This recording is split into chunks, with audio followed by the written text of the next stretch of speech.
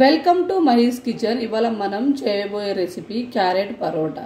Carrot పరోటాకు కావలసిన పదార్థాలు: carrot, గోధుమ పిండి, షుగర్, నెయ్యి. ముందుగా ఒక బౌల్ తీసుకొని బౌల్లో 2 కప్పుల గోధుమ పిండి వేసుకోవాలి.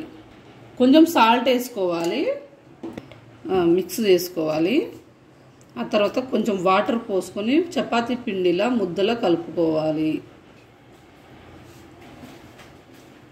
ఇలా కొంచెం కొంచెం వాటర్ పోసుకొని ముద్దలా కలుపుకోవాలి. ఇలా ముద్ద అయితే అయిందండి. ఈ ముద్దని సైడ్కి పెట్టుకోవాలి. తర్వాత మనం క్యారెట్ని తురుముకోవాలి. ఇలా క్యారెట్ని పీసెస్ చేసుకొని మిక్సీ పట్టుకోవాలి. నేనైతే మిక్సీ పడుతున్నా, తురుముకోవచ్చండి మీ ఇష్టం. ఇలా పేస్ట్లా మిక్సీ పట్టుకోవాలి. ఇలా మిక్సీ చేసిన క్యారెట్ని ఒక ప్లేట్లో తీసుకోవాలి.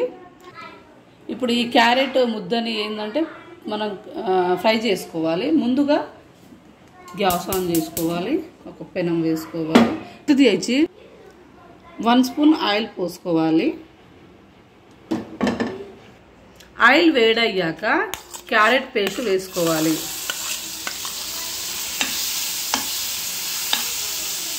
ఇలా అడుగు మాడకుండా తిప్పుతూ ఉండాలి. సరిపడే అంత కొంచెం పాలు పోసుకోవాలి. 1 స్పూన్ ఆఫ్ షుగర్ వేసుకోవాలి. 2 స్పూన్ షుగర్ వేసుకున్నాక కలుపుతూ ఉండాలి. మాడేంత వరకు కలుపుతూ ఉండాలి. ఈ క్యారెట్ పరోటా తినడం వల్ల ఐసైట్ పెరుగుతుంది.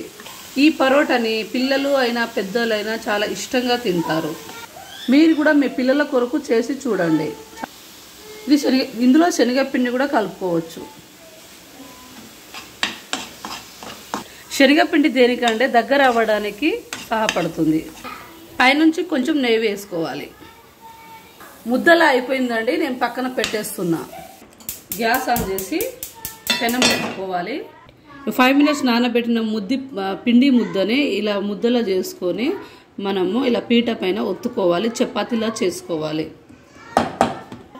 ఈ క్యారెట్ స్టఫ్ని మధ్యలో ఉంచి ఇలా బాల్ లాగా ప్రిపేర్ చేసుకోవాలి. మనం ఆ బాల్ లాగా ప్రిపేర్ చేసి చపాతీలా ఒత్తుకొని పెనం పైన కాల్చుకోవాలి.